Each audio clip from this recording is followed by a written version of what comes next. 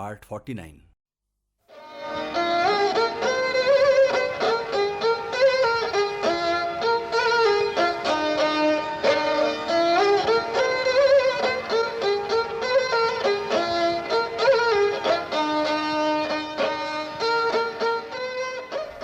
لاڑکانہ پیچھے رہ گیا، دریائے سندھ قریب آنے لگا۔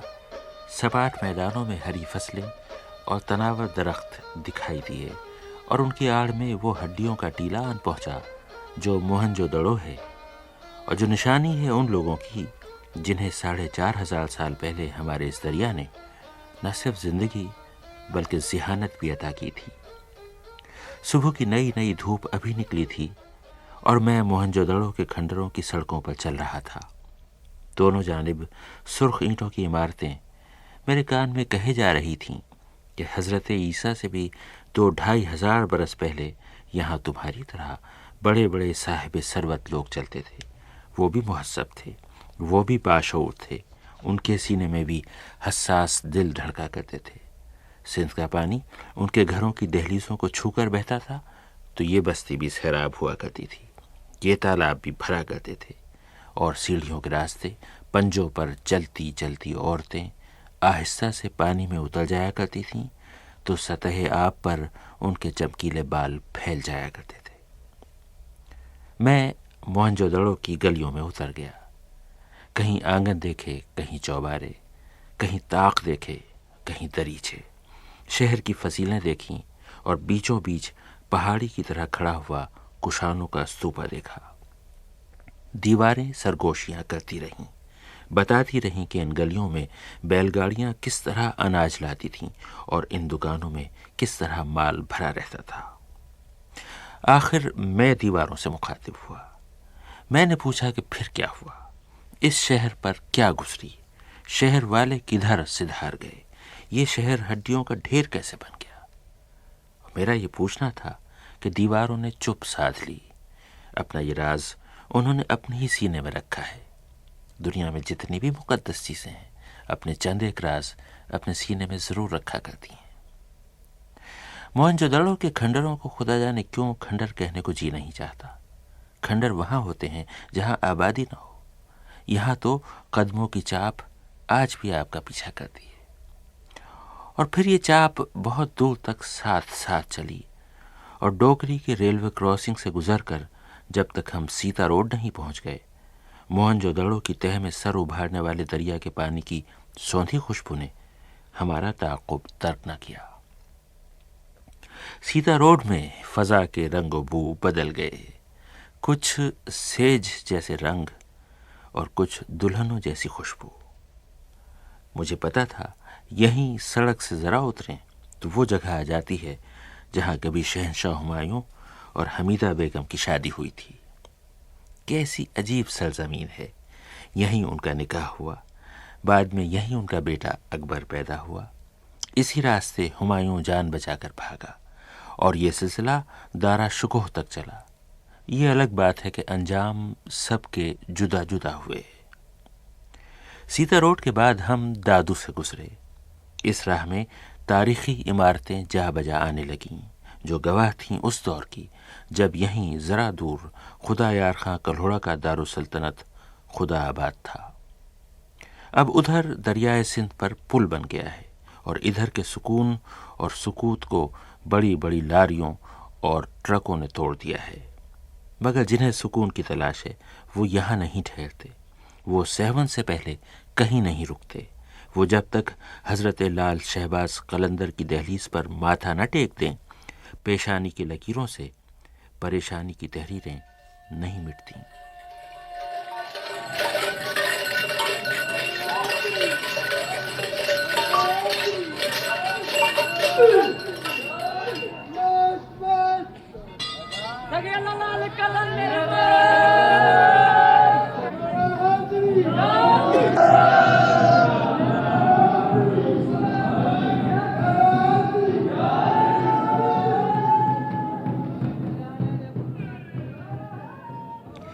یہ حضرت سخی شہباز قلندر کی درگاہ کے کھلے دالان میں دھمال ہو رہا ہے، فقیروں کا دھمال ہے۔ ان پر ایک عالم طاری ہے جس کی کیفیت کے بھید خود انہی پر کھلے ہوئے ہیں۔ ہر مقدس کتاب، شخصیت اور مقام کے جو چند ایک راز ہوا کرتے ہیں، اس کھلے دالان میں بھی ان گنت پردے پڑے ہوئے ہیں۔ دالان میں رسیاں تان دی گئی ہیں۔ ایک جانب خواتین محو رقص ہیں، انہوں نے اپنے بال کھول ڈالے ہیں اور یوں جھوم رہی ہیں کہ نہ تن کا ہوش ہے نہ بدن کا۔ دوسرے حصے میں فقیر رقصاں ہیں، ان کے پیروں میں پڑے ہوئے لوہے کے کڑے چھن چھن بول رہے ہیں۔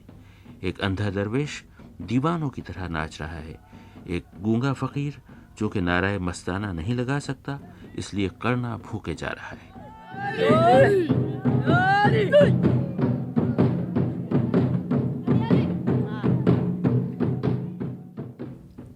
سامنے ایک حجرے میں ایک سیاہ پوش دراز زلف بزرگ نے اپنے سر کے بال الٹ کر چہرے پر ڈال لیے ہیں، بس ان کے ہاتھوں کی تمام انگلیوں میں بھری ہوئی انگوٹھیاں نظر آ رہی ہیں۔ خود ان کی نظریں خدا جانے کہاں لگی ہیں اور کس کی زیارت کر رہی ہیں، یہ سارے راز ہم نہیں جان سکتے۔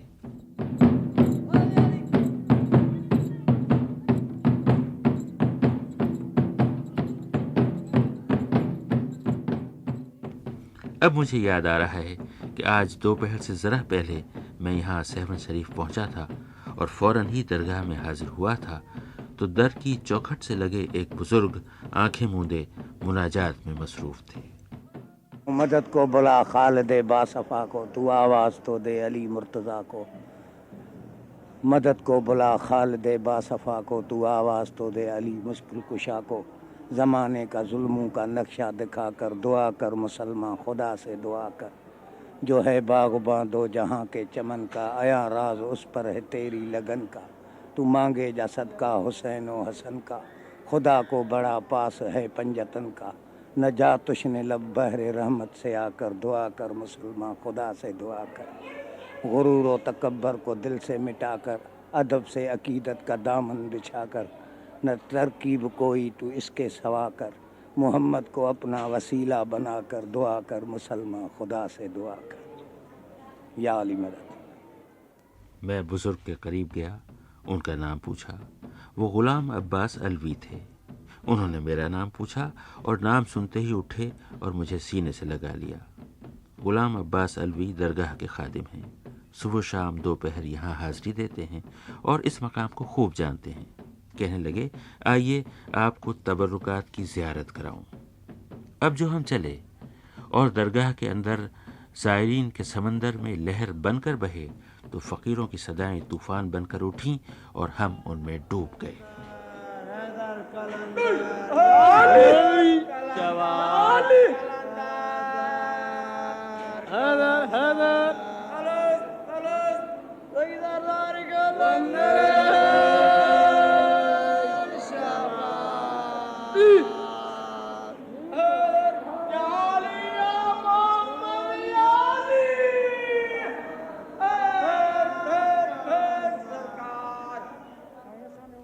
اور غلام عباس صاحب میرا ہاتھ تھامے مجھے ساتھ لیے جا رہے تھے۔ درگاہ کے گوشے میں رکھے ہوئے ایک گول سے پتھر کی طرف اشارہ کیا اور کہنے لگے یہ ماکھی تھی، شاہد تھی اور وہ مکھن یہ نکلتا تھا، لوگ کھاتے تھے۔ پھر بعض اوقات اتنے بے ایمان لوگ پیدا ہوئے جو ان کو یہاں سے لے کر بیچ دیتے تھے، تو یہ پتھر بن گئے۔ آج سے 85 سال پہلے، سمجھا، ہمارے یعنی دادا نے ان کو دیکھا۔ کیا تھا یہ شاہد تھی، ماکھی تھی؟ ہاں، اچھا۔ اور وہ مکھن تھا۔ اچھا۔ یہ پتھر کی صورت اختیار کر گئے۔ درگاہ کی امانت میں خیانت کرنے کا یہ سلسلہ کبھی نہیں تھما۔ اس کی بات ذرا دیر بعد ہوگی۔ غلام عباس صاحب مجھے درگاہ کے پچھواڑے ایک کھلے صحن میں لے گئے جس کی 4 دیواری اور جس کا فرش نہایت عمدہ پتھروں سے بنایا گیا تھا اور بالکل نیا تھا۔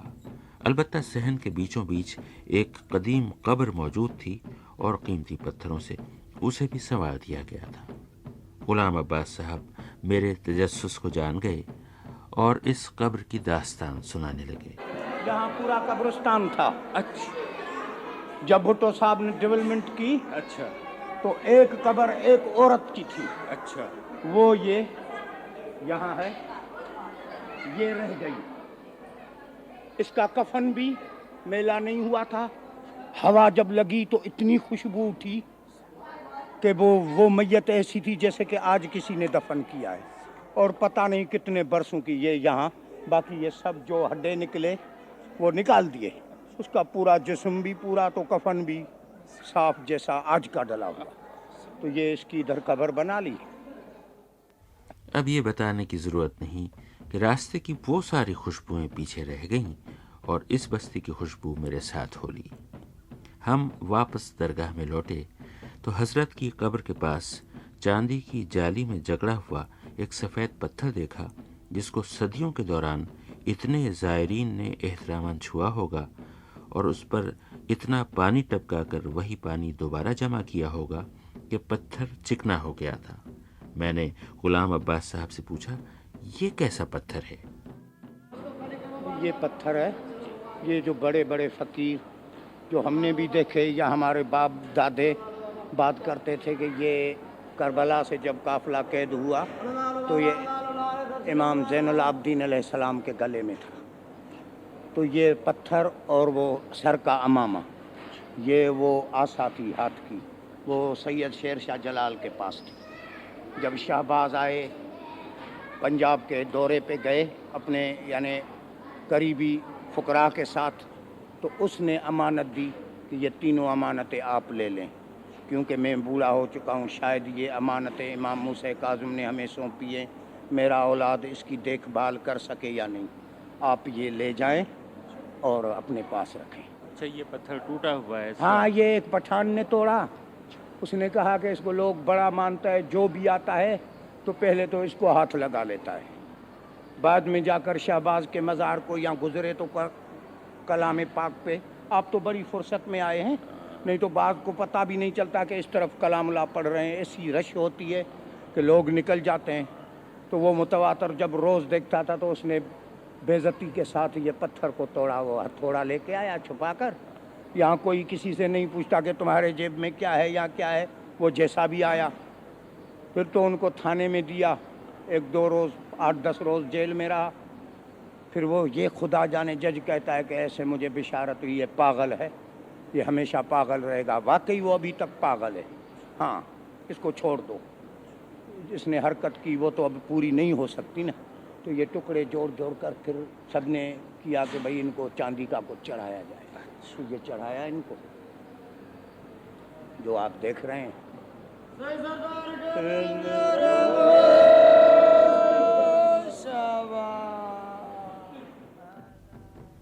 خاندان ترخان کے مرزا جانی بیگ نے یہاں ایک شاندار مقبرہ تعمیر کرایا تھا۔ وہ خود تو ٹھٹھا کے قبرستان میں سو رہا، مگر اس جگہ ایک عالم بیدار ہے۔ یہاں صبح، شام، دن اور رات کا امتیاز نہیں، یہ ہر ایک کی زیارت گاہ ہے اور ہر وقت کھلی ہے۔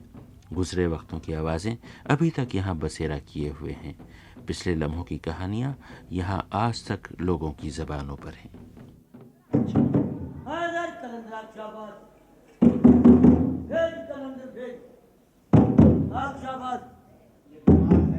یہ محمد ہاشم ٹھٹوی تھا، اس کی تحریر ہے، وہ آیا تھا بند کروانے کہ بھئی یہ جو کلندر پہ دھمال ہو رہی ہے لہٰذا یہ شریعت کے خلاف ہے اور اس کو بند کروانا چاہیے، تو 100 طالب علم بڑے بڑے مولوی تھے ان کے، وہ جب یہاں آئے تو اس نے جوتی بھی اپنے بغل میں دبا دی اور یہاں آ کر خود دھمال میں کھڑے ہو گئے، پوری دھمال کی، دھمال جب دھمال ختم ہوئی تو شہنشاہ کے وہاں گئے، سلام کیا، جب علم سے سلام کر کے واپس گئے تو اس کے طالب علموں نے پوچھا سر آپ تو دھمال بند کروانے گئے تھے، پھر یہ کیا کیفیت ہو گئی کہ آپ خود دھمال میں؟ بولا تاجدار دو عالم خود کھڑا تھا، جو شہباز ہے وہ خود دھمال میں مصروف تھا، تو میں کون سی ماں کا بیٹا ہوں کہ وہاں کچھ بولوں؟ جب شریعت کا مالک ہی کھڑا ہے، وہ دیکھ رہا ہے کہ شہباز دھمال کر رہا ہے، تو اس لیے یہ فقیروں کی دھمال ہے، اس میں ہمارا کوئی دخل نہیں، اس میں ہمارا کوئی دخل نہیں، باقی اتنا اگر مہربانی کر سکیں تو فرض پڑھنے دیں، سنت میں یہ دھمال کریں، تو ادھر سنت چالو ہوتی ہے، ادھر یہ دھمال شروع ہوتی ہے، ابھی تک یہ سلسلہ چلا آ رہا ہے، اور یہ گھڑیال ہے، سمجھا؟ یہ گھڑیال ہے، یہ کب بجایا جاتا ہے؟ یہ ٹائم پہ، اس پہ ابھی تو گھڑیاں ہو گئی ہیں، سب کچھ ہو گیا ہے. پہلے مزدور اٹھنے والا کوئی بھی کام کار پہ جاتا تھا تو اس کا آواز سن کر اترتے تھے, آواز سن کر چڑھتے تھے کہ بھئی اتنے پہر گزر چکے ہیں, 3 پہر, سوا پہر, دوپہر, شام, یہ بجتا ہے. سمجھا؟ یہ شہنشاہ کا یہ. ہم جنہیں حضرت لال شہباز قلندر کہتے ہیں, خود سیون والے انہیں شہنشاہ حضور کے نام سے یاد کرتے ہیں, اور شہنشاہ حضور کی بات یوں کرتے ہیں جیسے ابھی صبح ان کے نیاز حاصل ہوئے تھے, اور جیسے ابھی سپہر ان کی زیارت ہوئی تھی, اور جیسے ابھی شام ہونے سے پہلے ان کی قدم بوسی کی سعادت ملی تھی. اور جیسا کہ میں نے کہا, یہ زیارت گاہ دن کے کسی پہر کی پابند نہیں. یہاں جبین عقیدت جھکانے کے لیے کوئی وقت مقرر نہیں. رات کو بھی یہاں دن جیسی رونق ہوتی ہے, جس کا اندازہ مجھے یوں ہوا کہ درگاہ کے سامنے جو بے شمار طعام خانے ہیں وہ رات بھر کھلے رہے. زائرین ساری رات آتے رہے اور کھانے پینے کا سلسلہ بھی جاری رہا. درگاہ کے باہر جہاں کبھی نان بائی بیٹھتے ہوں گے, اب بڑے بڑے ہوٹل تھے.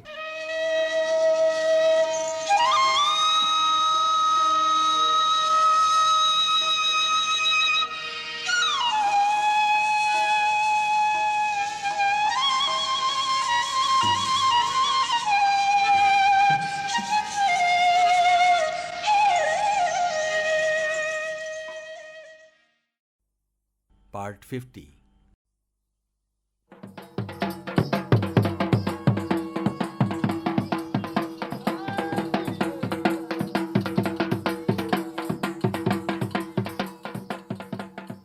ہاں, تو 7 شریف کی بات ہو رہی تھی. حضرت لال شہباز قلندر کی درگاہ اور تبرکات کی زیارت کر کے میں باہر آیا. اول شب کے اندھیرے پر بے شمار کمکموں کی روشنی غالب آ گئی تھی. رات آئی تو اپنے ساتھ اور رونق اور چہل پہل لیتی آئی. دکانیں جگمگا رہی تھیں اور ہوٹلوں اور طعام خانوں میں پتیلیاں کھنک رہی تھیں, اور نان بائی اپنے بڑے بڑے ہاتھوں پر نان بڑھا رہے تھے. میں ایک ہوٹل کے ملازم محمد جعفر سے باتیں کرنے لگا اور ان سے پوچھا کہ یہاں ایسے ایسے کتنے ہوٹل ہیں. ادھر کم سے کم بھی نہیں ہے تو 15, 16, 17 ہوٹل ہوں گے, اور سب بہت بڑے بڑے ہیں. بڑے بڑے ہوٹل ہیں.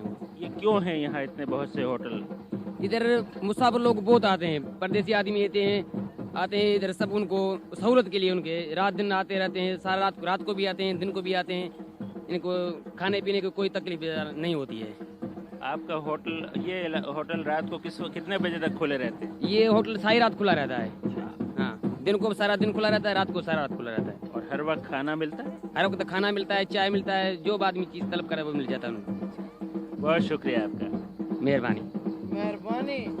اچھا, تو یہ آپ پہلے ہی بتائیے آپ کا نام کیا ہے؟ میرا نام رحیم بخش. رحیم بخش صاحب, آپ یہاں درگاہ میں کیا کرتے ہیں؟ ہم کاروبار کرتا ہے, اندر چائے وائے لوگ منگاتے ہیں, کرتے بار والی کرتے پارسل.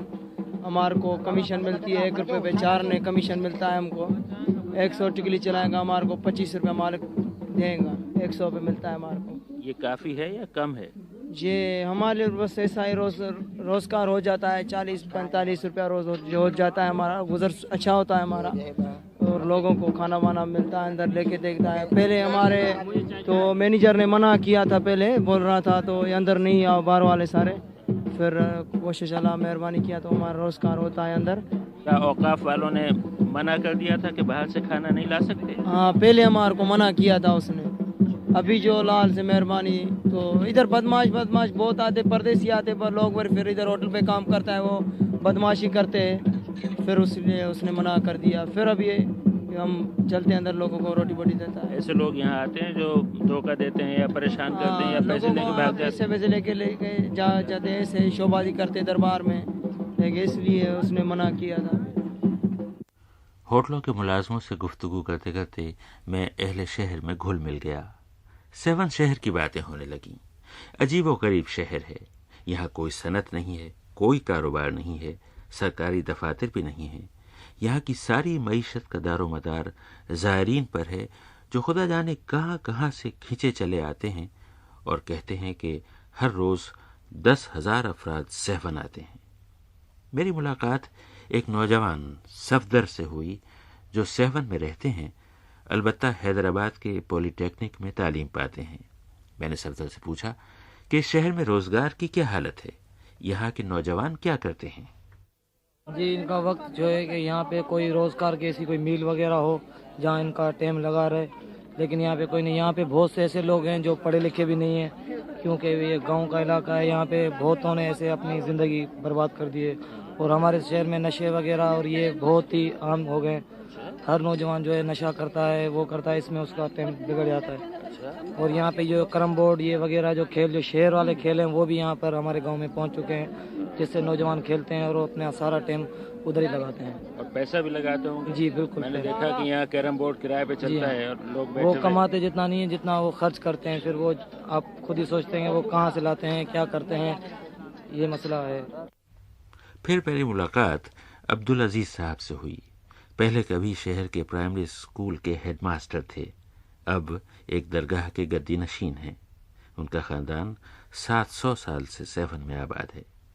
میں نے عبدالعزیز صاحب سے پوچھا کہ آپ استاد رہ چکے ہیں، اس شہر کے اکثر نوجوان آپ کے شاگرد رہے ہوں گے، مجھے بتائیے کہ وہ کس حال میں ہیں۔ نوجوان لوگ اکثر اوقات روزگار کے متلاشی ہیں۔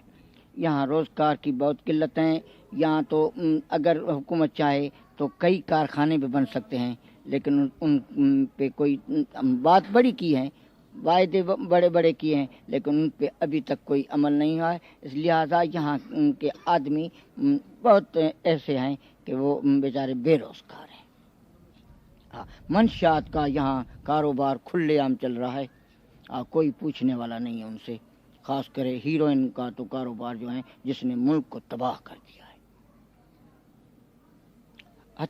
ہتھیار بھی ہمارے پاس، یہ جو ابھی افغانی آئے ہیں تو یہاں ہتھیار دیہاتوں تک کے کھلے عام چل رہے ہیں، کوئی پوچھنے والا نہیں ہے۔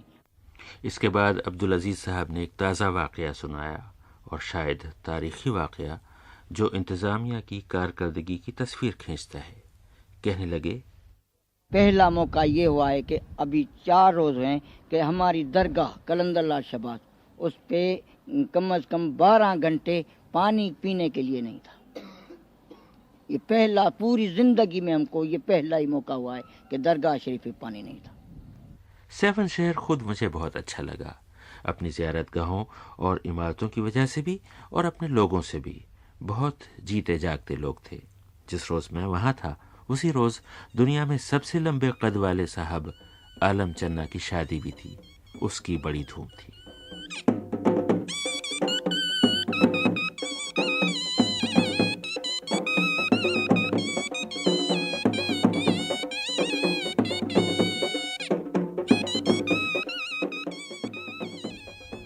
جب عالم چنا کا نام گینس بک آف ریکارڈ میں چھپا، اور اس تصدیق کے ساتھ کہ دنیا میں سب سے بڑا قد انہی کا ہے، تو دنیا میں ان کی سب سے زیادہ شہرت بھی ہو گئی۔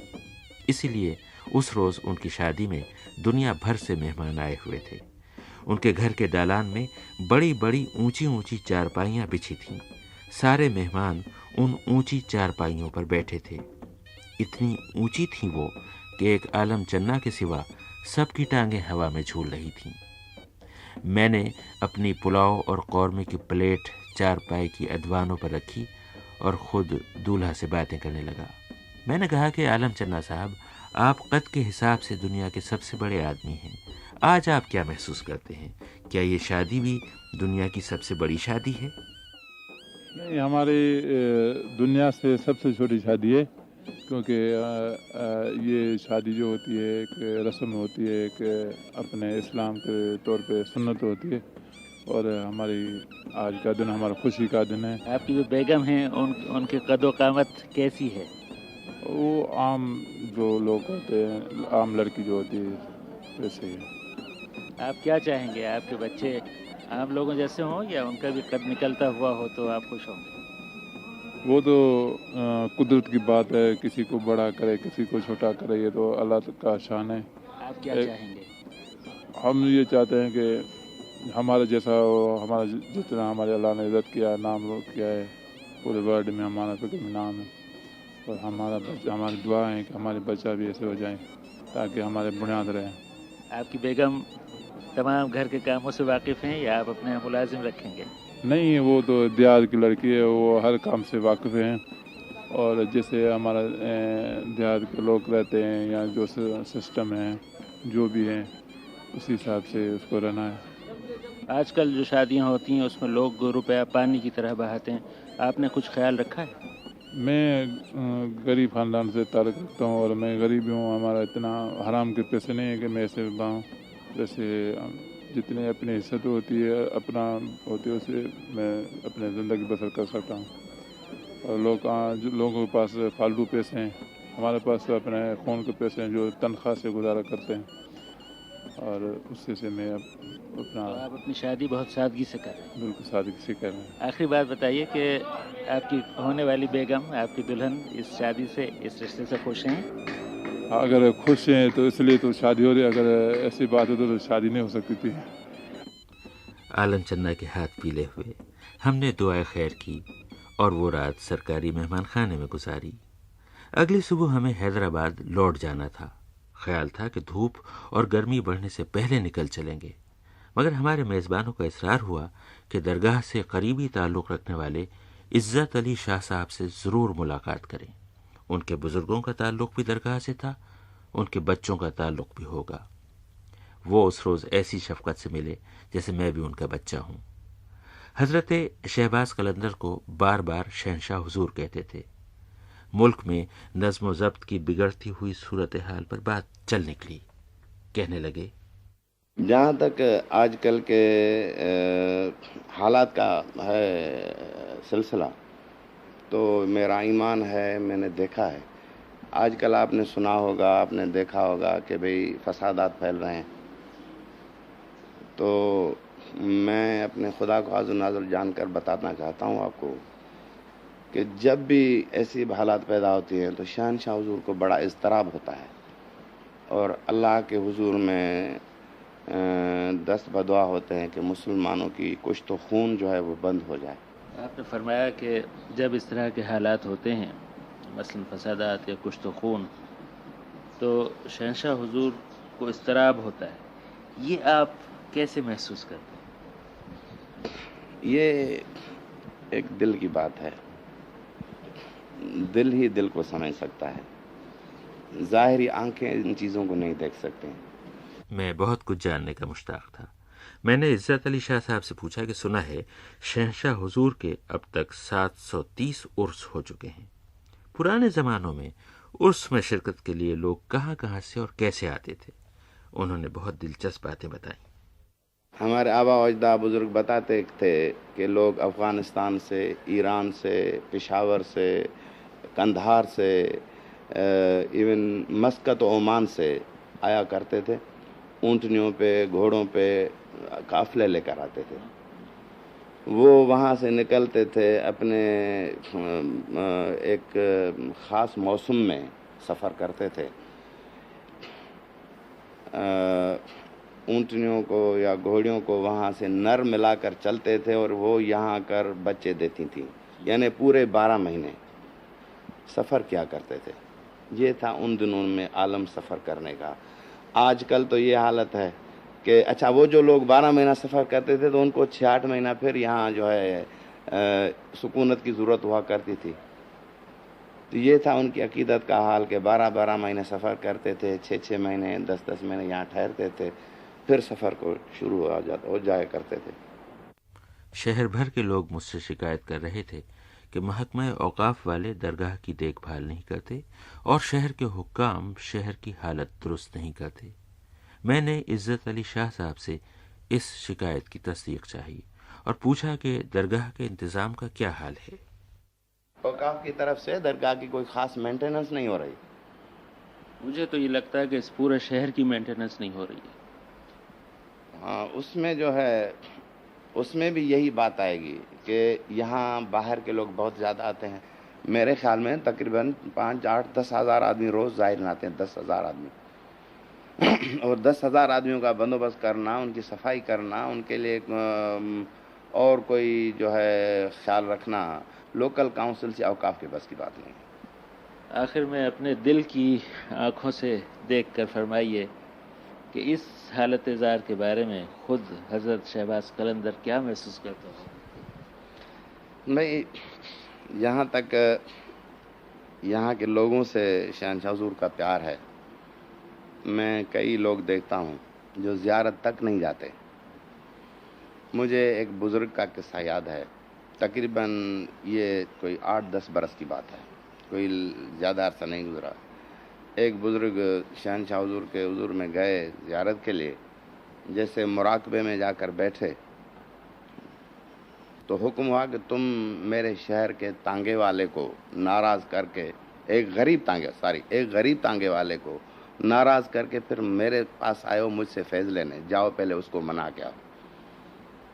وہ بزرگ صاحب جیسے ہی باہر نکلے بڑے پریشان، سخت اضطراب میں، اور پوچھ رہے تھے کہ بھائی فلاں کالے گھوڑے والا تانگے والا جو ہے وہ کدھر ملے گا. بھائی وہ دبلا پتلا جو ہے تانگے والا، تھوڑی سی داڑھی رکھی ہے، یعنی اس کے وہ بتا رہا تھا کیا کہیں گے نشانیاں، نام تو نہیں آ رہا تھا اس کو. آخر اس نے جا کر اس کو لیا اور کہنے لگا بابا میں نے صبح تم کو 3 روپے کے بجائے 2 روپے دیے ہیں اور تم 1 روپے نہ دینے کی وجہ سے مجھ پہ ناراض ہو، تو چلو میں تم کو ابھی 5 روپے دے رہا ہوں، تم ذرا ناراضگی اپنی جو ہے وہ ختم کر دو. تو یہ ہے ایک غریب تانگے والے کے لیے شہنشاہ حضور کی محبت اپنے شہر کے لیے. شہنشاہ حضور کی محبت کی باتیں ہو رہی تھیں. عزت علی شاہ صاحب بتا رہے تھے کہ 7 آنے والا ہر شخص شہنشاہ حضور کی مرضی سے یہاں آتا ہے اور انہی کی مرضی سے یہاں سے جاتا ہے. کچھ دیر بعد شاہ صاحب نے مجھ سے پوچھا اب دوبارہ کب آئیے گا؟ میں نے کہا میں کیا جانوں، آپ شہنشاہ حضور سے پوچھ کر مجھے بتائیے. ہم لوگ اس خیال سے محسوس ہوتے رہے کہ میں صبح تڑکے واپس نہ جا سکا، اور لوٹنے میں جو تاخیر ہوئی تو یہ بھی شہنشاہ حضور کی مرضی سے ہوا. اٹھتے اٹھتے دوپہر ہو گئی. مجھے بہت پیار سے رخصت کیا گیا، مگر میں پریشان تھا کہ حیدرآباد پہنچتے پہنچتے بہت دیر ہو جائے گی. میری کار حیدرآباد کی سمت لوٹ رہی تھی کہ ایک جگہ ویرانے میں لوگوں کو سراسیمہ کھڑے دیکھا. پولیس والے اور وردی پوش رینجرز جنگلوں سے نکل کر باہر آ رہے تھے. لوگوں نے بتایا کہ یہ ڈاکوؤں کا پیچھا کرتے ہوئے گئے تھے. ڈاکو صبح کے وقت یہیں سڑک پر کھڑے آتی جاتی گاڑیوں کے مسافروں کو لوٹ رہے تھے. کسی نے مجھ سے کہا آپ تاخیر سے آئے، بچ گئے. نہیں، میں نے کہا میں بچا نہیں، مجھے بچایا گیا ہے.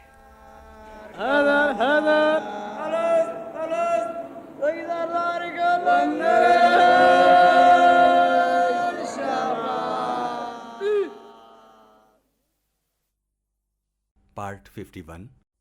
اور حیدرآباد اس وقت بہت بدل گیا ہے. کچھ اس طرح بھی بدلا ہے کہ ہم نے جو بچپن میں حیدرآباد دیکھا، اس شہر کے راستوں پر درخت ہوا کرتے تھے، فٹ پاتھ ہوا کرتے تھے، سکون وہ آج ختم ہو گیا ہے. ایک عجیب معاشی بدحالی میں یہ شہر گھر گیا ہے. اور اس سے سب سے بڑی بدنصیبی یہ ہے کہ یہ شہر جس کو میاں غلام شاہ کلوڑوں نے امن کا شہر قرار دیتے ہوئے جب وہ قلعے پر تختی نصب کروائی تھی تو اس پہ ایک فارسی شہر نصب کروایا تھا، جس کا مطلب یہ تھا کہ یا خدا یہ شہر امن کا شہر بنے. آج یہ شہر امن کا شہر نہیں ہے اور یہاں بھائی بھائی کا دشمن. یہ حیدرآباد کے سرکردہ صحافی مدد علی سندھی ہیں. میں جس صبح حیدرآباد پہنچا شہر میں سراسیمگی تھی. لوگ سرگوشیاں کر رہے تھے. کہتے تھے کہ ریشم گلی میں کہیں گولی چلی ہے، 2 بچے مر گئے ہیں. ایک تو یہ گلی ریشم کے نام پر، اس میں گولیوں کا داغا جانا اور بچوں کا مارا جانا، یوں لگا کہ حیدرآباد کی زندگی سے لطافت بھی نکل گئی تھی اور ذہانت بھی. جن سڑکوں پر کبھی پیدل چلنا دوبھر تھا، اب ان پر ہو کا عالم طاری تھا. لوگ دہشت زدہ پرندوں کی طرح پر سمیٹ کر کہیں گھونسلوں میں دبک گئے تھے، اور وہ بھی خاردار گھونسلوں میں. حیدرآباد کی کہانی دلچسپ ہے. بہت کم لوگ جانتے ہیں کہ موہنجو دڑو والے دریا کے کنارے آباد ہونے والے اس شہر نے ابھی اپنی زندگی کی صرف 2 صدیاں دیکھی ہیں. اس شہر کے قدیم باشندے مراد علی مرزا مجھے بتا رہے تھے حیدرآباد شہر ویسے تو اتنا قدیم نہیں ہے. یہ 200 250 برس پہلے یعنی 1768 میں اس شہر کا سنگ بنیاد رکھا گیا تھا۔ سندھ پر حکمرانی کرنے والے کلہوڑو خاندان نے اپنا پایہ تخت یہاں سے دور دادو میں بسایا تھا، مگر دریا کی بکھری ہوئی موجوں نے انہیں وہاں چین سے نہ رہنے دیا۔ اسی طرح 2500 سال پہلے موہنجودڑو بھی اجڑا تھا، اور اسی طرح ان کا شہر بھی دریا کے ڈوبتے ہوئے کناروں کے ساتھ ساتھ پانی میں ڈھلک گیا۔ تو پھر انہیں نئی بستی کے لیے نئے ٹھکانے کی تلاش ہوئی۔ اس دور کے نہایت ذہین تاریخ داں ڈاکٹر مبارک علی نے بتایا، کلہوڑا کے زمانے میں ان کا جو دارالخلافہ تھا خدا آباد دادو ڈسٹرکٹ میں، تو وہاں پر کوئی 1757 میں ایک بڑا زبردست سیلاب آیا تھا۔ اس سیلاب کی وجہ سے ان کا وہ دارالخلافہ ڈوب گیا، تو اس لیے پھر انہوں نے اس بات کی ضرورت محسوس کی کہ کوئی ایک نیا اپنا دارالخلافہ جو ہے وہ بنایا جائے، اور اس لیے انہوں نے حیدرآباد کو اس کام کے لیے منتخب کیا۔ کلہوڑو نے سب سے پہلے یہاں قلعہ بنایا اور اس کے اندر رہنے لگے۔ تھوڑے ہی عرصے بعد تالپور خاندان کی حکمرانی ہوئی، وہ بھی اسی قلعے کے اندر رہ پڑے۔ قلعے میں بس تھوڑی سی عمارتیں تھیں، سادہ اور معمولی۔ البتہ قلعے کے شمال میں حیدرآباد کا اصل شہر بسنا شروع ہوا، جہاں اب پھلیلی کا علاقہ اور مرزاؤں کا محلہ ہے۔ یہاں پرانا شہر آباد ہوا، اور جہاں قلعہ ہو جس کے صدر دروازے سے رات دن سواریاں آیا اور جایا کرتی ہوں، وہاں رونق کے کچھ اور اسباب پیدا ہو جاتے ہیں۔ ہاں، تو قلعے کے اندر آبادی تھی، اور قلعے کے سامنے ہی بازار ہوا کرتا تھا جو اب تک ہے، شاہی بازار کے نام سے۔ یہ بھی ایک پرانی اسلامی روایت رہی ہے کہ اسلامی مسلم شہروں کے اندر چھتے دار بازار ہوا کرتے تھے، تاکہ گرمی کے اندر اور بارش کے اندر بچت جو ہے وہ ہو سکے۔ تو شاہی بازار بھی سندھ کے تقریباً تمام شہروں کے اندر یہ موجود ہے۔ 1843 میں کلہوڑے بھی گئے، تالپور بھی رخصت ہوئے، اور اس درویش کی پیشین گوئی سچ نکلی جس نے دریائے سندھ میں سفید فام انگریزوں کی کشتیوں کے پہلے بیڑے کو گزرتے دیکھا تو کہا تھا کہ فرنگیوں نے دریا کا راستہ دیکھ لیا ہے، اب سندھ محفوظ نہیں رہا۔ اس سرزمین پر انگریزوں کا قبضہ ہوا، حیدرآباد شہر کی شکل و صورت بھی بدلنے لگی۔ 1850 میں انگریزوں نے اس یعنی جنوب کی جانب، قلعے کے جنوب کی جانب اپنے یعنی کینٹ بھی ان کا ہے، پھر یہیں پر ان کے مشن اسکول انہوں نے کچھ بنائے، اسپتال انہوں نے بنائے، اور اپنی دوسری عمارتیں انہوں نے بنائیں جو آج بھی صدر کا علاقہ یا چھاونی کا علاقہ جو ہے اس سے یہ مشہور ہے۔ مگر انگریز کی نگاہ کراچی کی بندرگاہ پر تھی۔ یہ نہایت عمدہ اور محفوظ بندرگاہ بر صغیر کے اس پورے علاقے کا دروازہ بن سکتی تھی۔ یہ خوبیاں دیکھتے ہی انگریز نے سندھ کا صدر مقام حیدرآباد سے اٹھایا اور کراچی پہنچا دیا، مگر اس وقت تک حیدرآباد کے نصیب بیدار ہو چکے تھے۔ سدھرنا اور سنورنا اس کے مقدر میں لکھا جا چکا تھا، اور اس مرتبہ یہ کام ایک دوسری قوم نے سنبھالا۔ جب یہاں پر ہندو تاجر طبقہ جو تھا وہ خوشحال ہوا، اور انہوں نے جب غیر ملکوں کے اندر اپنی تجارت قائم کی اور وہاں سے ان کے پاس پیسہ ویسا بھی بہت آیا، تو انہوں نے پھر یہاں حیدرآباد میں نئے علاقے بسائے، جس میں سب سے مشہور علاقہ ہیرآباد کا علاقہ ہے۔ اور پھر جیسا یہاں پر دو ہندو کاسٹیں تھیں، ایک بھائی بند کہلاتے تھے اور دوسرے عامل کہلاتے تھے۔ تو عامل لوگوں نے یہاں پر عامل کالونی اپنی بنائی، جو حیدرآباد کے بہت ہی خوبصورت علاقہ ہوا کرتا تھا۔ اس میں بہت سے مکانات ایسے ہیں جہاں پائیں باغ بھی ہیں، اور بہت ہی خوبصورت اس میں انہوں نے باہر سے لا کے سامان کو استعمال کیا۔ ہندو تاجروں کے بارے میں ایک یہ چیز بھی ہوا کرتی تھی کہ وہ تجارت کرتے تھے، زندگی بھر باہر غیر ملکوں میں رہتے تھے، لیکن مرنے کے لیے وہ یہیں اپنے شہروں میں آیا کرتے تھے۔ تو اس لحاظ سے بہت انہوں نے خوبصورت یہاں پر مکان بنائے، اور جو آج بھی ہیرآباد میں اور عامل کالونی میں یا گاڑی کھاتے کے اندر بھی وہ خوبصورت تعمیری لحاظ سے ان کی اہمیت جو ہے ان مکانوں کی ہے کہ چھتوں پہ بھی بہت اچھا خوبصورت کام ہوا ہے، دروازوں کے اوپر بہت منقش کام ہوا ہے، ٹائلز بڑے بہترین استعمال کیے ہیں۔ تو وہ کچھ مکانات اب بھی اسی حالت کے اندر باقی ہیں۔ ڈاکٹر مبارک علی اس روز مجھے بتا رہے تھے کہ خوشحال ہندوؤں نے شہر حیدرآباد کا کردار بدل ڈالا، اور اس کو نہ صرف زندہ جیتا جاگتا شہر بنا دیا، بلکہ اس کی زندگی میں بیک وقت دلکشی اور دانشوری کے رنگ کھول دیے۔ ہندو مڈل کلاس جو تعلیم یافتہ تھی، انہوں نے خاص طور سے حیدرآباد کو خوبصورت بنایا کہ یہاں پر باغات انہوں نے بہت قائم کیے جگہ جگہ، اور باغات کے بعد پھر دوسرا کام یہ تھا کہ یہاں کتب خانے بہت بنائے۔ لہٰذا ایک زمانے میں حیدرآباد شہر باغات کا اور کتب خانوں کا شہر کہلاتا تھا۔ بہت مطلب کہ باغات تھے یہاں اس شہر کے اندر بھی اور شہر کے ارد گرد بھی، اور یہی صورتحال تھی کتب خانوں کی۔ پھر یہاں پر مختلف لیکچرز ہال کے لیے لیکچرز انہوں نے بنوائے، جیسے تھیاسفیکل سوسائٹی کی طرف سے بیسنٹ ہال آج تک موجود ہے، یا ہوم اسٹڈ ہال مطلب کہ یہاں تھا، یہاں پر ہندوستان سے بڑے بڑے لوگ جو تھے یہاں آیا کرتے تھے اور یہاں لیکچر دیا کرتے تھے، تو اس کی وجہ سے حیدرآباد شہر کی کلچرل لائف بہت زیادہ اچھی تھی۔ پھر یہاں انہوں نے مختلف کلبس قائم کیے، جیسے دیال داس کلب اس وقت کا ایک کلب ہے۔ جیم خانہ کے علاوہ دیال داس کلب کے اندر یہاں ڈرامے بھی ہوا کرتے تھے، اسٹیج، اور ساتھ ہی ساتھ ان کی لٹریری سیٹنگز بھی یہاں پر ہوا کرتی تھیں۔ تو یہ ان تمام چیزوں نے حیدرآباد کو کلچرلی بہت زیادہ ایڈوانس کر دیا تھا۔ یہ تھے ڈاکٹر مبارک علی۔ مراد علی مرزا صاحب نہ صرف ریڈیو پاکستان کے پرانے افسر اور شہر حیدرآباد کے قدیم باشندے، بلکہ اس سرزمین کی علمی، ادبی اور ثقافتی زندگی میں خوب رچے بسے ہیں۔ اس دن جو شہر کی بات چلی تو جلد ہی حیدرآباد کی شاموں کا ذکر چھڑ گیا۔ ساری دنیا جانتی ہے، اور اگر نہیں جانتی تو جان لے کہ اس شہر میں دن بھر کتنی ہی آگ برسے، شام آتی ہے تو انسان کے تپتے ہوئے وجود پر ٹھنڈا پھایا رکھ دیتی ہے۔ میں نے مراد علی صاحب سے پوچھا کہ وہ جو اچھے دن تھے، ان دنوں کی شامیں یاد ہیں آپ کو؟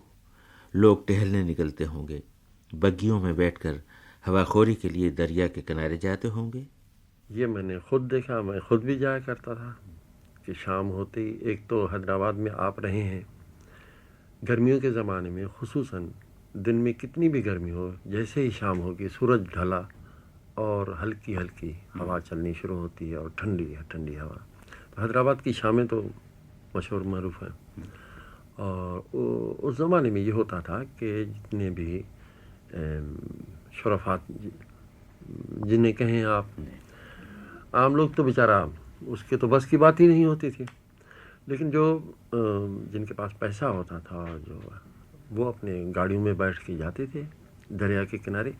دریا کے کنارے گدو بندر پہ یہ جو ہے، وہاں ایک پارک بنا ہوتا تھا، وہ بڑا خوبصورت، وہاں لوگ بیٹھتے تھے، وہاں بینچیں رکھی ہوتی تھی، سامنے دریا بہہ رہا ہوتا تھا، اور جناب وہ جو باغ تھا، چھوٹا سا باغ، اس میں کئی قسموں کے پھول لگے ہوئے تھے۔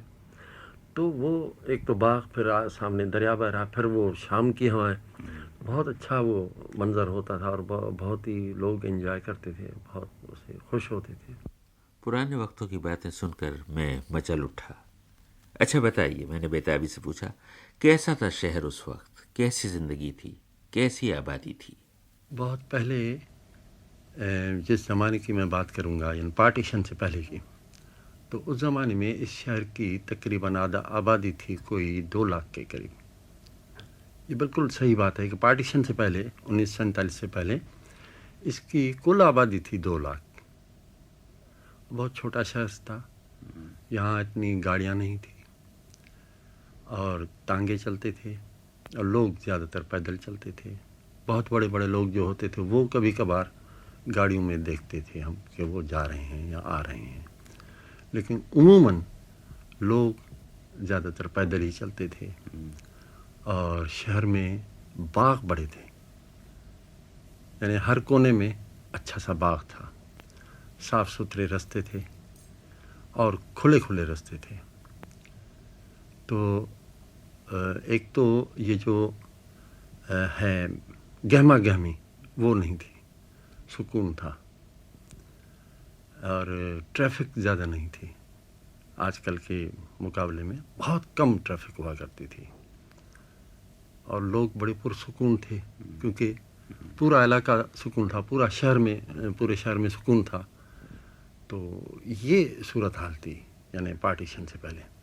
اور پارٹیشن کے بعد جیسے جیسے وقت گزرتا گیا، وہ ظاہر ہے کہ یہ پاپولیشن ایکسپلوژن تو یہ صرف حیدرآباد میں نہیں ہوا، پوری دنیا میں ہوا، ہر جگہ ہوا ہے، یہ قدرتی عمل تھا۔ تو بہرحال وہ حیدرآباد میں وہی حالت ہے کہ زیادہ لوگ ہیں، ज़्यादा ट्रैफिक है, वो सुकून जो था वो गायब है. और सुकून सिर्फ गायब होता तब भी गनीमत था. सुकून छिन गया है, सुकून लुट गया है. हैदराबाद अब पहला सा हैदराबाद नहीं रहा. उस रोज़ मैं रेशम गली के एक छोटे से चौराहे में खड़ा था. गोली जो चली तो दुकानदार जल्दी जल्दी दुकानें बंद करके भागे और ख़रीदार ऐसे गायब हुए जैसे कभी आए ही न थे. बस सामने हिंदुओं के ज़माने की एक इमारत के बरामदे में टाइलों के फर्श पर बैठा हुआ एक तन्हा लड़का खुद अपने आप से खेल रहा था. अभी पिछली ही शाम डॉक्टर मुबारक अली से यही बातें हो रही थीं कि हैदराबाद के मिजाज और किरदार में ये इनकलाब कैसे आया. इस शहर में जितनी भी खूबियाँ थीं एक एक करके वो सारी कैसे मिट गईं और हालात और हुक्काम की आंखों पर वो पट्टी कैसे बंधी जिसने पूरे शहर को नाबीना कर दिया. डॉक्टर मुबारक अली का जवाब. ज़ाहिर है बहुत बड़ी तादाद के अंदर हिंदुस्तान से महाजिर यहाँ पर आए. रहाइश के मसाइल जो थे वो यहाँ थे, फिर आबादी जो थी वो बढ़ना शुरू हुई. चुनांचे उसके बाद से आहिस्ता आहिस्ता हैदराबाद के शहर का जो नमूना था या जो उसका ढांचा था वो आहिस्ता आहिस्ता बदलना शुरू हुआ. अब मसलन हीराबाद में और आमिल कॉलोनी के अंदर अब ये हो गया है कि पुराने मकानों को ढाकर नीचे दुकानें और ऊपर फ्लैट्स जगह जगह बन गए हैं. यहाँ शहर के अंदर जितने बागात थे उन सारे बागात को कुछ तो म्यूनसिपैलिटी ने ख़ुद ने ख़त्म किया और ख़त्म करके उन्होंने अपनी माली ज़राए के तहत बागात को ख़त्म करके दुकानें उन्होंने वहाँ खोल दी हैं, फ्लैट्स वहाँ बनवा दी हैं. जैसे यहाँ पर सरफराज पार्क हुआ करता था, वो सरफराज पार्क जो है वो ख़त्म हुआ, जो अब हैदर चौक कहलाता है. यहाँ एक पार्क था वो पार्क ख़त्म हो गया. गोल बिल्डिंग ये भी यहाँ पार्क हुआ करता था, ये ख़त्म हुआ. स्टेशन के सामने दो बड़े खूबसूरत पार्क हुआ करते थे, वो दोनों मतलब कि अब ख़त्म हुए. फिर गवर्नमेंट कॉलेज के साथ में कोई 3-4 बागात हुआ करते थे, वो सारे ख़त्म हुए. तो अब नतीजा ये है कि हैदराबाद में ले देकर आखिरी पार्क जो ख़त्म हुआ जिसका मुझे भी बड़ा अफसोस है वो था प्रेम पार्क. तो वो कैंट के इलाके के अंदर था, वहाँ भी उसको ख़त्म किया गया और उसके अंदर भी फ्लैट जो हैं वो बना दिए गए हैं और मकानात बना दिए गए हैं और उसके बाहर दुकानें निकाल दी गई हैं. तो अब सूरत हाल ये है कि हैदराबाद शहर में कोई भी ओपन स्पेस बाकी नहीं रही है, कोई पार्क नहीं रहा है. और यही हाल यहाँ पे लाइब्रेरीज़ का हुआ कि जितने कुतुब खाने थे एक एक करके सारे कुतुब खाने जो है वो ख़त्म होते चले गए हैं. तो इस वक्त अब हैदराबाद की सूरत हाल जो है वो ये है कि तंग गलियाँ, तंग सड़कें हैं, ट्रैफिक बहुत हो गया है. बिल्डिंगें मल्टी स्टोरीज़ बिल्डिंग जो है बनती चली जा रही हैं बग़ैर सोचे समझे कि इनके माहौल के ऊपर इनके असरात क्या होंगे या लोगों की सेहत के ऊपर क्या वो इसका असरात होंगे. यहाँ जो पार्टीशन से पहले बड़े उम्दा अच्छे स्कूलों की इमारतें थीं, उन स्कूलों की इमारतों को भी तोड़ के उनको मार्केटें बना दिया गया है. जिसमें सिटी कॉलेज की मिसाल है कि जिसको मार्केट बना दी गई, नूर मोहम्मद हाई स्कूल को मार्केट बना दिया गया. तो ये तमाम जो कमर्शलाइजेशन का है तो उसकी वजह से कहीं भी ना तालीम के अंदर स्कूल में बच्चे जाते हैं तो उनको स्कूल का माहौल मिलता है, ना ही उनको खेलने के लिए कोई खेल के मैदान मिलते हैं, ना तफरीह के लिए कोई पार्क मिलते हैं, ना उनको पढ़ने के लिए कोई कुतुब खाने मिलते हैं. तो इन तमाम चीज़ों का अगर हम नतीजा निकालें तो बड़ी आसानी से हम इस चीज़ को कह सकते हैं कि इस वक्त हैदराबाद का जो नौजवान का जहन जो तशद्दुद की तरफ जा रहा है, जो वायलेंट मतलब कि वो हो रहा है, तो उसकी वजह समझ में आती है कि हमारा शहर उनको कुछ नहीं दे रहा. क्या नाम है तुम्हारा? नाम नानक. नानक, क्या करते हो तुम? स्कूल पढ़ता. और कहाँ रहते हो? लाकत कॉलोनी. अच्छा, इस वक्त यहाँ रेशम बाजार में क्या कर रहे हो तुम? अभी हम काम कर रहे हैं. क्या काम करते हो? ये गुसल खाना धोते हैं, मेरी अम्मी धोती है, मैं कचरा उठाता. अच्छा. अच्छा, यहाँ तो गोली वोली चल गई, बच्चे मर गए, तुम्हें डर नहीं लगता? नहीं, आप अम्मी के साथ रहते हैं. नहीं, आप अम्मी के साथ रहते हैं. नहीं, आप अम्मी के साथ रहते हैं. नहीं, आप अम्मी के साथ.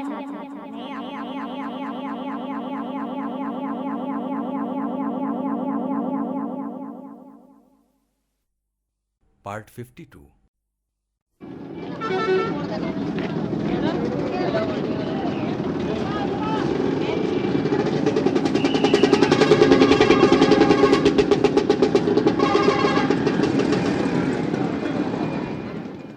ये सिंध का दूसरा बड़ा शहर हैदराबाद है. پاکستان بننے سے پہلے اس کی آبادی 3 لاکھ تھی، اب 9 لاکھ ہے۔ اس وقت کہتے ہیں کہ اس کی نالیوں میں سندل کا پانی بہا کرتا تھا، اب خون بہتا ہے۔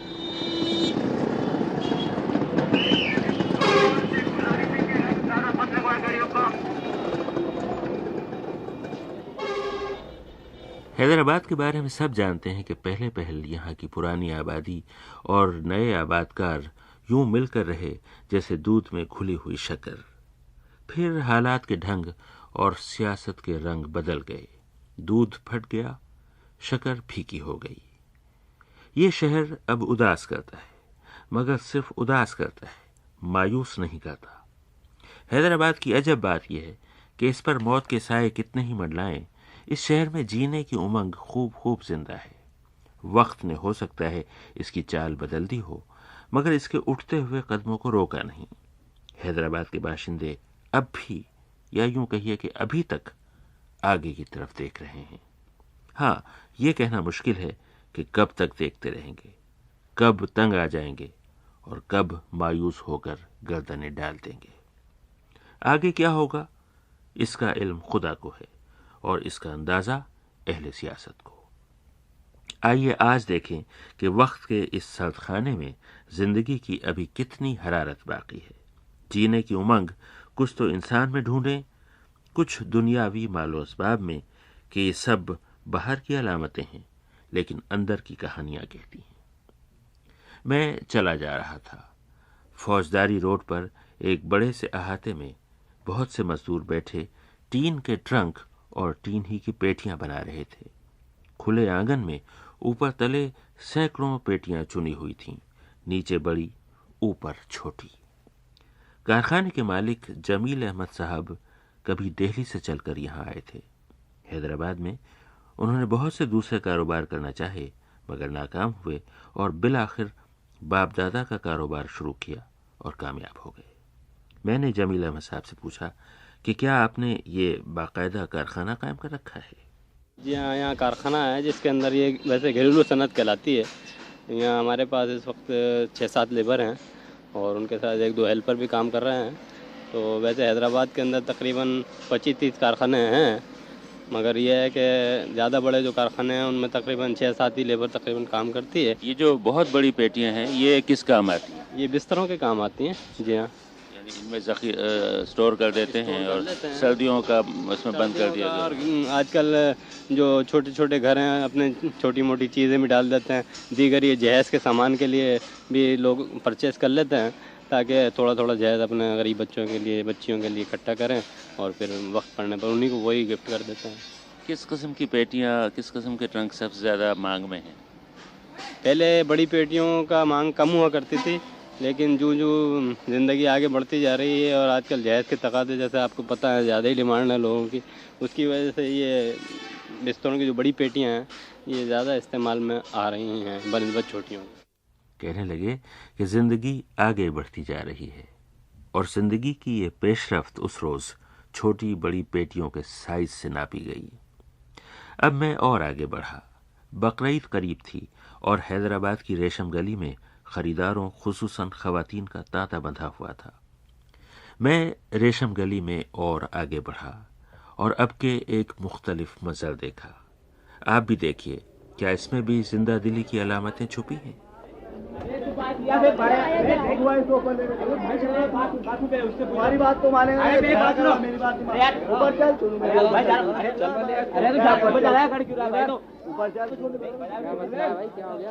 کیا مسئلہ ہے مجھے بتائیے، کیوں نوجوان لڑ رہے ہیں؟ یہ نوجوان یوں لڑ رہے ہیں کہ لیڈیز کو آتے آتے پریشان کرتے ہیں یہ لوگ، جو ہے نا آج کل بدتمیزی کرنا لیڈیز کے ساتھ، اس قسم کی کہ کسی کو چھیڑنا، کسی کو تلا مار دینا، اس قسم کی حرکتیں کر رہے ہیں۔ اس کی بنا پہ ان ساتھیوں نے ان کو پکڑا ہے، ان کو مارا ہے۔ کیا یہاں ریشم گلی میں یہ عام طور پہ ہوتا رہتا ہے؟ ہاں، یہ ریشم گلی میں اس قسم کی وارداتیں کچھ زیادہ ہوتی ہیں، تو اسی وجہ سے کچھ جو ہے کہ یہ اچھا یہ بتائیے کہ چوری چکاری تو نہیں ہوتی؟ نہیں، چوری چکاری نہیں ہوتی ریشم گلی میں نہیں۔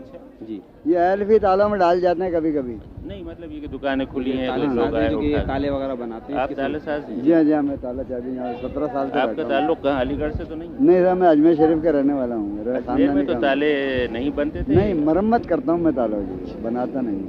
اب جب کہ چوری اور ڈکیتی زیادہ ہونے لگی ہے تو آپ کا کاروبار تو بڑھ گیا ہو؟ نہیں کوئی اس سے فرق نہیں پڑتا مجھے، نہ میں یہ کام کرتا ہوں، میں تو یہاں 20 روپے تالے کھلائی کے لیتا ہوں ان لوگوں سے۔ اچھا، کسی کا تالا کھولنا پڑے تو یہ بتائیے کہ کیا اب بھی وہ پرانی طرح کے تالے چل رہے ہیں یا اب بدل گیا؟ نہیں تھا، اب وہ پرانا زمانہ تو ختم ہو گیا، اب چائنا کے تالوں پہ زور ہوا ہے، تو وہی تالے یہاں پہ چلتے ہیں اور وہی تالے اچھے ہیں، وہ کھل جاتے ہیں آسانی سے؟ آسانی سے تو ہمارے لیے تو آسانی سے کھلتے ہیں، دوسرے کے لیے مشکل ہے، ہم تو اس کا سمجھو آپ، مجھے بھی 55 سال ہو گئے کام کرتے کرتے۔ اجمیر میں کیا کرتے تھے؟ میں یہی کام ہے، میرا خاندانی یہی کام ہے۔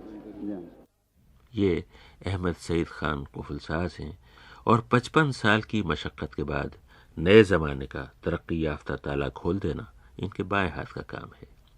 سرزمین پاکستان کی، قفل ساز اجمیر کا اور تالا چین کا۔ وہیں ریشم گلی میں میری ملاقات ایک استاد سے ہوئی جن کا نام پرویز راجپوت ہے۔ میں نے ان کی شخصیت میں زندہ رہنے اور آگے بڑھنے کی امنگ کو ٹٹولنا چاہا اور پوچھا کہ پرویز راجپوت صاحب، آپ 3-4 سال سے استادی کا پیشہ اختیار کیے ہوئے ہیں، اس سے پہلے آپ طالب علم بھی رہے ہوں گے، اب بتائیے آج کے معاشرے میں استاد کی کیا حیثیت ہے؟ دیکھیں، جو ہے جس وقت ہم نے تعلیم حاصل کی تھی اس میں اگر میں یہ کہوں کہ زمین اور آسمان کا فرق ہے تو یہ بے جانا ہوگا، کیونکہ اس وقت کی تعلیم اساتذہ اور طلباء کے درمیان یوں سمجھیں کہ جس طرح گھر میں باپ اور بیٹے کے درمیان رشتہ ہوتا تھا وہ رشتہ تھا، لیکن اب وہ ہے کہ وہ چیز بالکل ختم ہو گئی ہے۔ ٹیچرز کا احترام جو بالکل ختم ہو گیا ہے، بلکہ یوں کہنا چاہیے کہ ٹیچرز جو ہیں وہ خود طلباء کے ماتحت ہیں، جس طرح طلباء کہتے ہیں انہیں اسی طرح کرنا پڑتا ہے۔ آپ ذاتی طور پہ دل کی گہرائیوں میں کیا محسوس کرتے ہیں کہ اس پیشے میں آ کے آپ نے برا کیا؟ نہیں، میں خیر میرا تو بالکل خواہش یہ تھی کہ میں یہ پیشہ اختیار کروں، مجھے تو بالکل شروع سے ہی شوق تھا، لیکن اب جس طرح کے حالات ہیں اس طریقے سے میں یہ تو نہیں کہوں گا کہ یہ پیشہ برا ہے، بلکہ اس حالات کو سدھارنے کے لیے کچھ نہ کوئی اقدامات کرنے چاہیے۔ آپ کے اس 3-3.5 برس کے کیریئر میں کوئی ایسا مرحلہ، کوئی ایسا مقام آیا جب آپ نے سوچا کہ آگے چل کے اس پیشے کو ترک کر دیں گے اور کچھ اور کریں گے؟ نہیں، خیر وہ تو خوب سے خوب تر کی تلاش تو رہتی ہے، میں نے ڈبل ایم اے کیا ہوا ہے اور ساتھ ساتھ LLB کیا ہوا ہے، لیکن میرا مقصد تو یہی تھا کہ میں اس ایجوکیشن میں رہ کے کام کروں۔ اب بھی میرا یہ ہے کہ میں اسی پیشے کو آگے بڑھاؤں، مثال طور اب لیکچرشپ کے لیے کوشش کر رہا ہوں، اس میں اگر مجھے مل جاتی ہے تو میں اس میں آگے بڑھاؤں، اور اگر دوسری کوئی اچھی پوسٹ مل جاتی ہے تو یقیناً میں آگے کی طرف جاؤں گا۔ پرویز راجپوت سے ہونے والی یہ باتیں سن کر ایک طالب علم میرے قریب آ گیا، اس کا نام ندیم تھا۔ اسے احساس ہو گیا کہ میں ان لوگوں کی داستانیں ڈھونڈتا پھر رہا ہوں جنہوں نے حالات کے آگے ہتھیار نہیں ڈالے۔ میں نے ندیم سے پوچھا، آپ ایسے نوجوانوں سے واقف ہیں جنہوں نے ہمت نہیں ہاری؟ سر، اس طرح کا میرے ساتھ ایک دفعہ واقعہ ہوا ہے اور میں نے وہ خود دیکھا ہے کہ ایک MBBS ڈاکٹر جو رکشہ چلا رہا ہے اور وہ محنت کو عظمت سمجھتا ہے، صرف محض ایک ڈگری کو جو ہے نا اپنا نہیں یہ سمجھتا ہے کہ میرے پاس ڈگری ہے ڈاکٹر کی اور میں افلاطون کا بچہ ہو گیا ہوں یا کچھ بھی ہو گیا ہوں، اس چیز کو وہ یہ نہیں سمجھتا۔ وہ کہتا ہے کہ مجھے محنت کرنے کے لیے ایک مزدور کے ساتھ جو ہے نا اگر کچھ وزن بھی اٹھانا پڑتا ہے تو میں اٹھاتا ہوں، یعنی کہ اس بندے نے ہمت نہیں ہاری ہے اور اس نے محنت کی ہے، چاہے اس نے رکشہ ہی کیوں چلایا ہے، حالانکہ اس کے پاس MBBS کی ڈگری ہے، وہ جاتا جی میں فلانے منسٹر کے پاس جا رہا ہوں اور فلانے منسٹر کے پاس جا رہا ہوں، اس کے پاس اتنے وسائل نہیں تھے کہ وہ منسٹروں کو منہ دے سکے، کیونکہ منسٹروں کو بھی منہ دینے کے لیے قائد اعظم چاہیے۔ منسٹروں کو بھی منہ دینے کے لیے قائد اعظم چاہیے، اور جو نہیں جانتے میں انہیں سمجھاتا چلوں کہ پاکستان میں بڑی رقم کے نوٹوں پر قائد اعظم کی تصویر چھپی ہوتی ہے، اشارہ بانی پاکستان کی طرف نہیں، نوٹوں کی طرف ہے۔ آئیے آگے چلیں اور بازار کے ماحول میں کھو کر زندگی کے سراغ پانے کی کوشش کریں، اور اس پیاز والے کی بات سنیں جس نے مجھے تنبیہ کی کہ اس زمانے کی بات کرو، پہلے کی بات نہ کرو۔ کا دیا ہر جگہ کام آتا ہے، خدا کسی کو ان آنکھوں سے محروم نہ کرے۔ یہ آنکھیں بڑی نعمتیں ہیں، اللہ کسی کو ان آنکھوں سے محروم نہ کرے۔ ارے پیاز لانے والے کو فری 2 روپے کلو۔ بہت سستی ہے 2 روپے کلو؟ ہاں جی جناب، 2 روپے کلو۔ پیاز تو بڑی مہنگی ہوا کرتی تھی کسی زمانے میں۔ زمانے میں نہیں ہے، اب تو جناب 2 روپے کلو سستی ہو گئی، زمانے کی بات کرو، پہلے کی مت بات کرو۔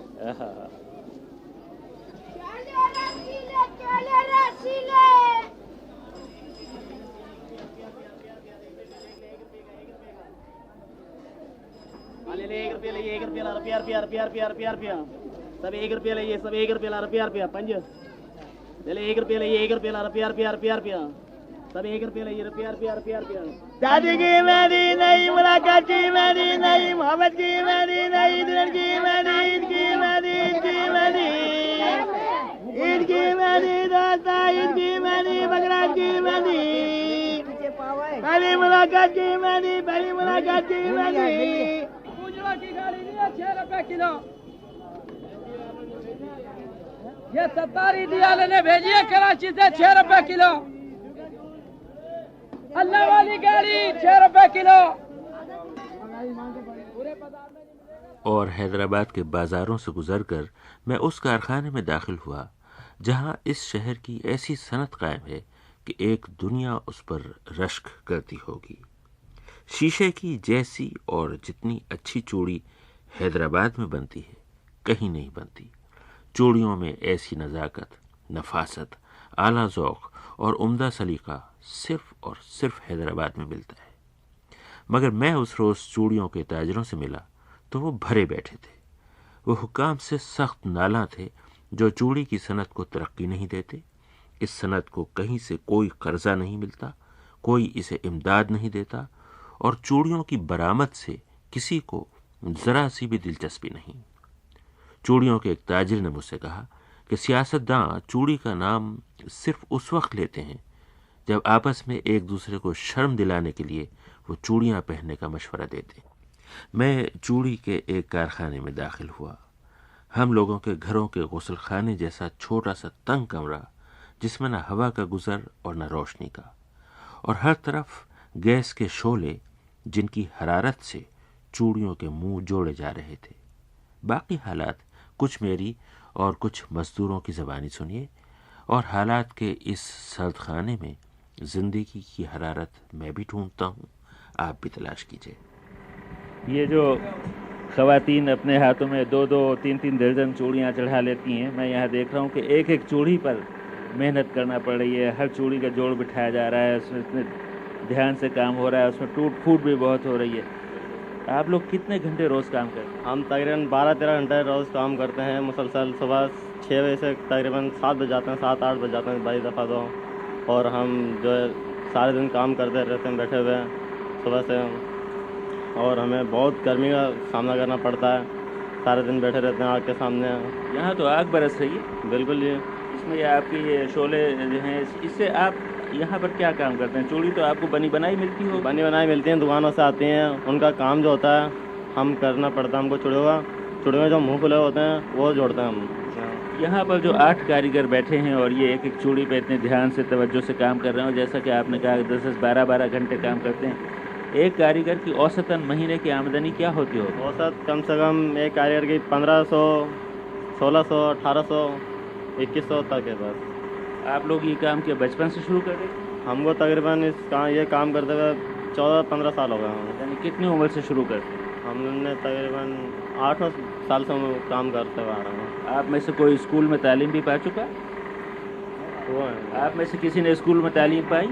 आपने पाई कि कितने दर्जे पढ़े थे आप? 12 क्लास तक? 5 क्लास तक।